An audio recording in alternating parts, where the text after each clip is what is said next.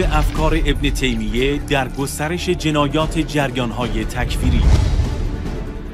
اینها بخشی از واقعیات دامنگیر امروز جهان اسلام است که ریشه در تاریخ دارد.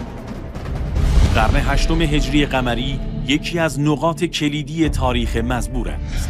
در آن سالها فردی به نام ابن تیمیه میزیست که انتشار آرا و افکارش موجب انتقاد شدید علمای سنی و معاصرش قرار گرفت و 4 قرن بعد محمد ابن عبدالوهاب این آتش زیر خاکستر را شعله‌ور کرد.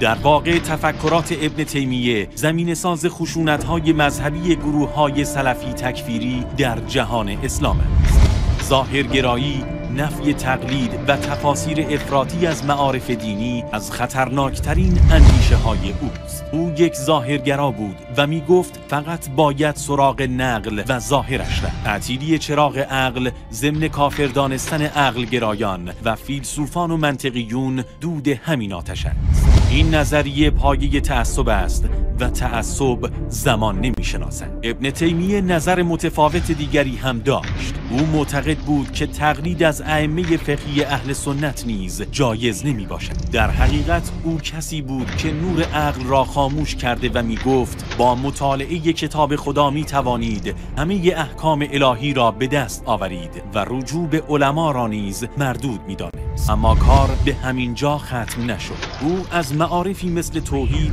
تفسیر سختگیرانه‌ای داشت که به کفر و شرک دانستن مواردی همچون سفر برای زیارت قبور بزرگان دین و توسل به ایشان انجامید. علاوه بر آنچه گفته شد، ابن تیمیه دریچه بزرگتری به نام تکفیر را به روی خشونت مذهبی باز کرد. او تکفیر را آنقدر گسترش داد تا جایی که حتی اهل سنت را هم در بر گرفت، چه رسد به شیعیان. حرص برای تکفیر فرزندی جز زمین سازی برای تفرقه جهان اسلام نداشت، چرا که وقتی پای حوزه سیاسی نیز به ماجرا باز شد، تکفیر برای مبارزات سیاسی علیه مسلمانان به کار گرفته شد.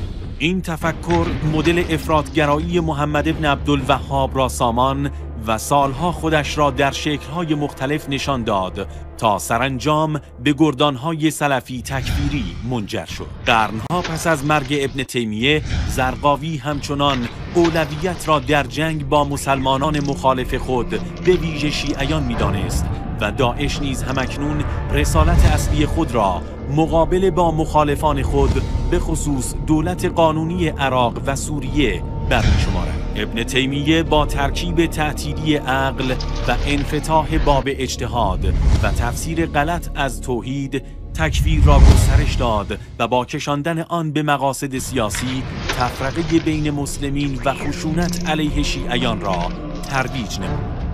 او پدر بزرگ تروریست های تکفیری است.